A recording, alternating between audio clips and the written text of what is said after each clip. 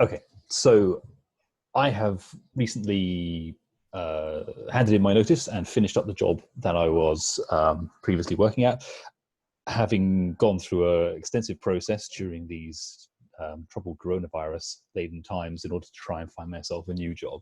So I thought it was worth doing a quick lightning talk, just reflecting on some of the things I experienced and found in that. If I'm teaching anybody to suck eggs, I apologize. But these are some of the observations and the techniques and things that I've used during my own job search. Fantastic. So starting off, anytime that I want to start looking for a new job, I begin by refining my CV. This time I've been looking for lots of jobs in the London area where competition tends to be really quite stiff. Quite a different experience I found here to other places in the country. But generally speaking, these rules tend to apply. When you're creating a CV these days, a lot of the larger companies that you work for, even some of the smaller ones, tend to employ a lot of HR systems which will actually parse, scan, and evaluate your CV before a human being ever gets to look at it. So it becomes a lot more difficult to get a foot in the door. So it's very much worth finding out some ways to optimize your CVs for both machines and for human beings. A good bit of advice is to customize CVs for the different roles that you apply for. As you'll see in a minute, I'm advocating quite a broad application process in here. So instead, I have a couple of different CVs for different role types that I want to go for, whether that is a kind of a mid-level managerial position or a senior level technical position or something like that. Those computers really love facts and figures, and they love lists of technology. So they'll just parse out AWS and PHP and Ruby and this and something else. But at the same time, you want to try and make that appealing to a human being when they finally get their hands on it. One thing I found really good is there is a service called Top CV who will give you a free human being assessment of your CV, and then they will try and upsell their own service to have a professional rewrite of your CV. And a friend of mine who was applying for jobs in the London area as well took them up on their service. They redid his CV, and what they'll do is they'll optimize it both for those machine readings and for presentability for humans. So having a top CV, having a really good CV in there is an important place to start. So let's say that you've done that. You have a good document that now represents you, 2 to 3 pages at most, where you've crammed in all the information that you want to. The one thing I would advise, particularly in these days of increased screening and remote applications, maximize your exposure. Upload your CV absolutely everywhere that you can. I put it onto all of these job sites. These are the ones I can remember. I added it onto a load more as well. Since I've now got my job, I've gone back and spent a lot of time unsubscribing from hundreds of different things, which I had previously subscribed for. And yes, they will quite often ask you to upload your CV and your cover letter and then ask you to re-enter all the details from your CV. It's a pain in the arse, but it's well worth doing because you're putting that CV in front of a lot of different people, not just the jobs that you apply through those services, but also all of the people who will come to that site looking for people who are just like you. You might have heard this cliche before that you want an entry-level job, but you need 5 years worth of experience for it. Okay, that's obviously nonsense. Those kind of job adverts exist all over the place. One thing that I found in conversations with people is that really those job specs that people put out are highly aspirational. If you find that 50 to 60% of what they're saying fits with your experience and your desires, apply for it. You know, there is no such thing as a perfect job out there. Quite a lot of people will be waiting for things,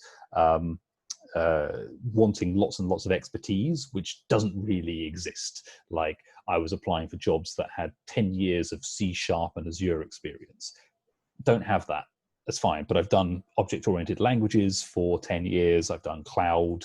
I can fit into these frameworks and I can work within those technologies. I just apply for as much stuff as you can. Applying for jobs is a lot like business development. You have to have a marketing funnel where you send out marketing mails and bits of promotional information to as many people as you possibly can, because you're only going to get a tiny little percentage of responses out of those. And of those responses, a tiny number of those will get through to screening calls, and a tiny number of those will go to an interview, and a tiny number of those will go to interviews, will go to offers.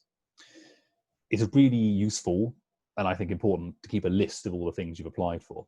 Some job advertisements hang around for a long time, and you won't want to reapply for stuff. And to put some real numbers to this, in my own experience, I've made 48 applications in the course of 3 months. I got 5 responses, and only one of them was an invite to an interview, which means the vast majority of everything I applied for, they never even acknowledged the fact that I had applied for it. That's pretty much standard. But that one positive to get to an interview is not enough for what I wanted. What it did do, though, is I was applying to lots of places. I was getting put onto lots of headhunter lists. I was getting put into lots of recruiter mailing lists and that kind of things. And I had 25 headhunters contact me, almost all by phone rather than by email. They would call me up saying that they had something that they thought I would fit for. And out of those, I got the majority of all leads. So I ended up in 12 separate screening calls, 6 interviews, 2 offers out of that. But getting noticed was the most important thing, by just casting as broad a net as possible. Lots and lots of people are going to call you up. They're going to be responding to your applications, or they are going to be headhunters who are looking for you. They're all going to want to know the same information about you. So have an elevator pitch prepared, because you're going to go through this so many times with different people. Introduce yourself, who you are, what you're all about, summarize what you do at the moment and your accomplishments, if you can. Explain what you want from the job that you're looking for, and then explain to them what you'd like to happen next as well. All of this stuff is things that they're going to ask you otherwise, but if you can pack it into your elevator pitch, you can jump from picking up the phone, oh, hello, I'm such and such, to let's start having a conversation about getting me an interview. When you actually get to an interview, one of the things that I really highly advise is take a lot of notes. Write down everybody's name and what they do, because you're going to speak to a lot of people, hopefully. Interview processes at the moment are remote a lot, and I quite often find it's difficult to remember who someone is or who they work for when I'm just doing Zoom call after Zoom call at the end of every day. So keeping a note of those things I found to be really important. People really love it when you use their real name, and when you can remember what someone's function was, then you also know how to talk to them about your particular subject matter. Also makes you look very attentive if you're taking notes, and it's something to do with your hands, which quite often when people are uncomfortable, they don't quite know what to do and their posture isn't quite right. Taking notes is a really good way to occupy yourself. Quite a lot of the jobs that I would apply for, particularly the non-managerial ones, but also even some of the technical managerial ones, had technical assessments in them. These things are quite common. They might be simple, stupid stuff like FizzBuzz, which I've always found tells you absolutely nothing about the developer that you're trying to hire, all the way through to let's talk over a whiteboard and design an architecture. But what's really important is probe the boundaries of that. Is the language or technology that you use important to them? Are they evaluating how you can design a perfect solution, an idealized one, or are they looking for you to do the simplest solution possible? If you have to produce code samples, does it actually have to execute, or can you pseudocode part of it or show your working? Do you need to worry about the environments, the containerization, and so on and so forth, or do they just want pure code samples? And from my own experience, I would not worry greatly about the time box that they give you either. They always put an arbitrary time box, so you should take 5 hours for this. If they want something which is executable code at the end of 5 hours, I would overrun the time box any time to make sure they get executable code. I have had things that I've applied for where they have said that they were looking for the approach to something. I sent them some code that didn't execute, and they said, well, we're not taking you forward because your code doesn't execute. You said it didn't have to. It's really important that they well define that, and you can probe and ask us questions. Prepare for questioning ahead of time. It's an interview. You know you're going to get questions. Not a lot of the interviews that I've ever been to ask these weird left field questions. They're mostly the same kind of things. Tell me about yourself. Why do you want to work here? What are you looking for? Why should we hire you? all of these things are fairly predictable. And I've put some notes in here for these kind of things that you want to go for. You have your elevator pitch. You've done your research on the company itself. You kind of know what you're looking for. And intrinsic things about the job sell much better than extrinsic things. Yes, I don't want to starve on the side of the road, but I'm looking for culture, growth, challenge, an excellent working environment, fast-paced, slow pace, product focus, etc., etc. Where do you see yourself in 5 years? That's a bit of a big question to be put in front of you. What they're really asking there is, what's the job you want to have after this one? So where is your career progressing? One thing that I always ask people in interviews is I give them like a conflict resolution scenario. And really what you're looking for in those is someone who will tell you not that they will work harder to do both bits of work because they're being demanded of them, but somebody who will work smarter. Will you communicate outwards? Will you solve the conflict between these two pieces of work that both you're doing at the same time? We can all put in extra hours, that's fine, but it really values if you're a good communicator. How will people describe you? Get some feedback. Find out exactly what people would say about you. What are your salary requirements? Like, if they haven't had a discussion about money before now, then that's going to come up in the interview.